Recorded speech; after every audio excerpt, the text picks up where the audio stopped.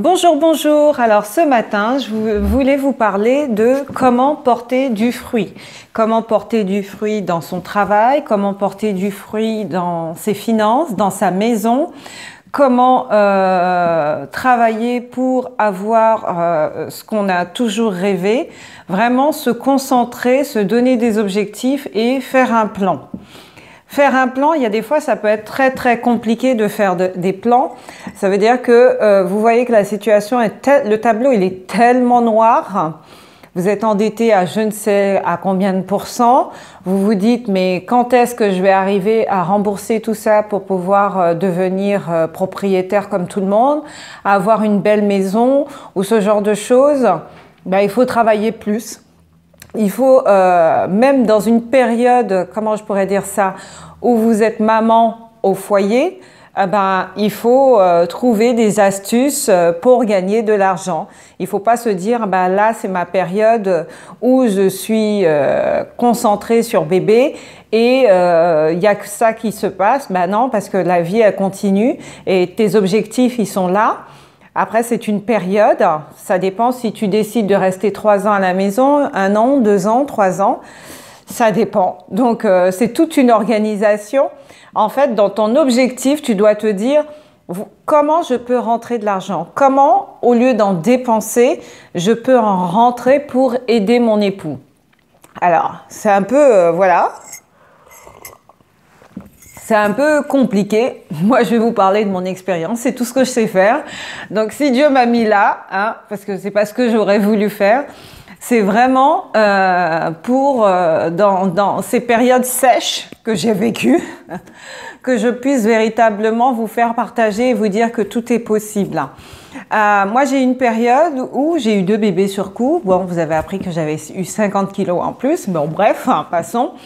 Et pendant cette période, c'est vrai que je me suis pas mal fait critiquer parce que ton mari, il a telle renommée, il a tel diplôme, il a tel travail et toi, tu vas prendre des choses, ce que moi je faisais pour pouvoir porter du fruit dans mon foyer, c'est que j'allais à Londres, j'avais un petit butin, j'allais à Londres, j'achetais des choses que je revendais assez facilement sur Le Bon Coin à l'époque, non sur eBay. Et je revendais et je me faisais une clientèle comme ça et j'avais autour de moi ma belle-mère qui m'aidait aussi. Voilà, j'achetais des choses, des marques et je revendais et je rentrais de l'argent, ce qui me permettait de pouvoir continuer à ne pas me priver, mais à pouvoir, comment dire ça, aider mon mari à ne pas lui mettre toute la pression sur lui. Pourquoi je vous parle de ça? C'est parce que j'ai un très beau collier avec des beaux boucles d'oreilles et j'ai acheté ça par une sœur et c'est vrai que ça m'a fait penser à cette période-là où pas mal de personnes se sont moquées de moi. Pourquoi? Parce qu'ils pensent que le fait que ton mari travaille ou il gagne tel ou tel salaire, que vous n'avez pas des dépenses, vous n'avez pas des impôts à payer, ou vous n'avez pas ce genre de choses, vous n'êtes pas, vous allez vous asseoir là et attendre dans un fauteuil que tout se passe, donne. Ben non, on n'est pas là pour que prendre, on est là aussi pour aider, pour plus tard, pour rembourser ce qu'on doit et pour avancer et pour se permettre de continuer à partir en vacances, pour se permettre parce que c'est une période où on est concentré sur les enfants. Et la sœur qui m'a vendu ça, ce beau collier, elle s'appelle Naomi Gloire et à côté, il y a marqué Mbata. Alors, excuse-moi si je l'ai mal prononcé, alors c'est M-B-A-T-A. Naomi Gloire, Mbata. Parce qu'elle m'a fait penser à cette période qui n'était pas forcément facile parce que je peux vous dire que au jour d'aujourd'hui, il faut vraiment qu'il y ait des femmes qui se lèvent. Elle maquille très bien en plus, j'ai vu ça. Qui se lèvent et qui ne restent pas dans cette... Il me manque de l'argent, par exemple, il va avoir... dans notre église, il va avoir... des choses à participer, à aller dans des soirées, à faire des ateliers ou ce genre de choses. Et je n'ai pas 20 €, je n'ai pas 40 €, je n'ai pas 100 € pour faire une retraite, j'ai pas. Bon, Si tu as pas, eh ben, il faut trouver des moyens pour avoir. Il y a des moyens assez simples pour s'en sortir, pour arriver à porter du fruit malgré la situation, de profiter de vos bébés. D'accord? Il faut pas rester sans rien faire. Parce que rester sans rien faire, après vous pouvez faire autre chose. Vous pouvez lire, vous pouvez apprendre, vous pouvez retourner à l'école. Vous pouvez vraiment faire beaucoup de choses si vous vous êtes préparé à l'avance. Si vous vous êtes dit pendant cette période-là, je vais être avec mon bébé, mais je vais pouvoir continuer à m'instruire, à faire des choses qui vont me permettre que quand je vais sortir de cette période-là, eh ben, je vais être une flèche et je vais monter directement sur cette montagne. Donc, c'est à vous, en fait, de tout le temps stimuler, de vous stimuler en tant que femme, de stimuler les enfants, de stimuler le mari, de lui dire, bah, tu es capable. Regarde, tu pourras faire ça. Regarde, fais ça, tu verras qu'il y aura ça. Vraiment toujours avoir cette vision de se poser, rester dans le silence avec soi-même et passer du temps aussi avec le Seigneur pour vraiment que le Seigneur te révèle qui tu es. Si tu sais qui tu es, tu pourras avancer facilement. Tu pourras te dire, je sais qui je suis, donc je vais plus oser y aller. Je sais qui je suis, donc je crois en moi, j'ai confiance en moi, quoique on peut me dire, mais je sais qui je suis. Vraiment vous encourager à vous dire, osez. Soyez démesurés, vraiment battez-vous pour ce que vous croyez et cherchez pas à plaire dans les yeux d'une autre personne, cherchez vraiment à être en adéquate avec vous-même, avec votre Dieu, avec votre couple et avancer. Parce que si ça, le fait de faire des choses qui vont vous permettre d'être mieux, de pouvoir investir dans autre chose ou ce genre de choses, faites-le. Ne regardez pas à un tel a vu, tu as vu, qu'est-ce que l'autre y pense. Ne restez pas entre les chuchotements des autres, parce que les chuchotements des autres ne vous ramènent nulle part. Ils vous ramènent toujours à l'endroit où vous devez, pour eux, être. En fait, eux, ils ont une vision de vous. Votre vision de vous doit être plus forte que leur vision à eux. Vraiment, croyez en vous. J'ai posté ce week-end en disant que quelque chose que je ressentais dans mon cœur, que je suis désolée pour ceux qui vont être choqués. Oui, je suis une belle femme. Oui, j'ai une foi infinie avec mon Dieu. Oui, je crois en moi. Je suis aimante.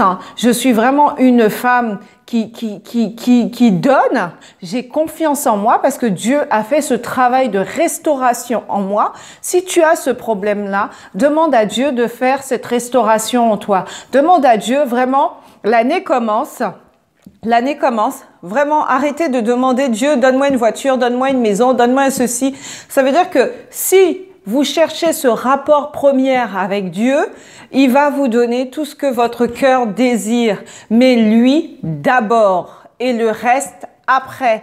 Ayez cette vision, en fait. Ayez ce plan. Mettez un plan et donnez-vous des étapes et avancez. Si c'est un travail sur moi-même que je dois faire, je fais ce travail sur moi-même, sur ma tête, sur mon esprit, vraiment sur ma personne, sur comment je me vois, comment je dois me sentir, comment je dois être avec les gens, avec moi-même et gagner au fur et à mesure, voir mon évolution et avancer et garder cette tête haute et avancer avec mon mari et mes enfants. Mais vraiment faire ce travail sur toi-même.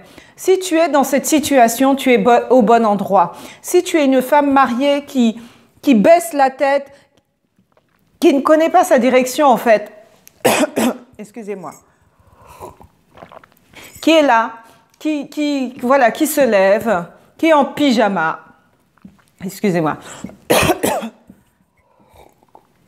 le matin, il est en pyjama, je m'occupe des enfants, je me lève, je suis en pyjama, j'ai pas le temps de me laver, je m'occupe de mes enfants, mon mari rentre, ah ben le pauvre, il se tape, la femme toujours en pyjama.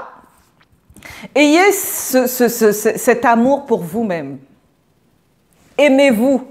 Tu dois t'aimer en fait. Tu dois t'aimer pour pouvoir aimer l'autre. Tu dois investir en toi pour pouvoir investir dans l'autre. Tu dois vraiment faire ce travail pour porter du fruit. Il faut déjà porter du fruit en toi porter du fruit dans ton mari, porter du fruit dans tes enfants, avoir ce plan, cette vision, travailler vraiment pour que tu puisses y arriver. Si tu es ce genre de femme qui veut y arriver, si tu es ce genre de femme qui te pose des questions par rapport à tout ce que je suis en train de dire, viens me voir. Parce que là, le travail, le programme que je vais vous proposer vraiment, véritablement à partir de l'année prochaine, c'est comment porter du fruit. Que ce soit dans le travail, dans les finances, dans ta maison, dans l'organisation de ta maison. Parce que je vois beaucoup de femmes, c'est malheureux, je ne sais pas si c'est l'éducation que j'ai eue, qui ne savent pas cuisiner, qui ne savent pas... La femme est peut-être pas rapportée à ça parce qu'elle doit réussir dans sa vie, elle doit être une femme entrepreneuse ou ce genre de choses. Mais tu dois aussi avoir cette atmosphère comment dire ça? C'est ton foyer en fait, c'est toi qui gères ton foyer. C'est cette fierté-là quand tu reçois, c'est moi en fait, c'est moi, l'honneur vient à moi. Donc si je ne sais pas faire, il faut que j'apprenne à faire. C'est pas, oui, la femme, les enfants, le truc, le machin, c'est pas ce que je suis en train de dire. Je te dis qu'il faut entreprendre, mais je te dis aussi cette organisation, être fier de toi, en fait. Être fier de toi, d'être capable de tenir ta maison et d'être vraiment dans quelque chose de « Seigneur, je prie, je jeûne, je suis avec toi. Vraiment, je veux voir ta gloire sur ma famille, sur ma maison, sur mes enfants. » Donc, je m'organise en fonction, en fait. Je reste quelqu'un qui veut apprendre. Parce que c'est pas parce que tu ne sais pas faire que tu ne peux pas apprendre.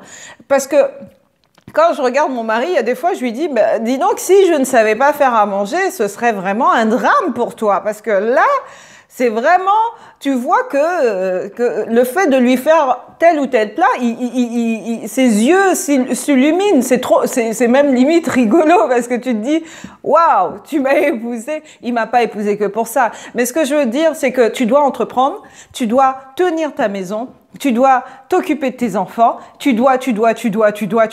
Si tu veux être cette femme qui porte du fruit, tu es au bon endroit. Alors, ce programme va apparaître à un moment donné. Il y aura des places limitées. Venez, abonnez-vous et puis venez me voir. Je vous souhaite une bonne journée avec le Seigneur et bonne semaine surtout.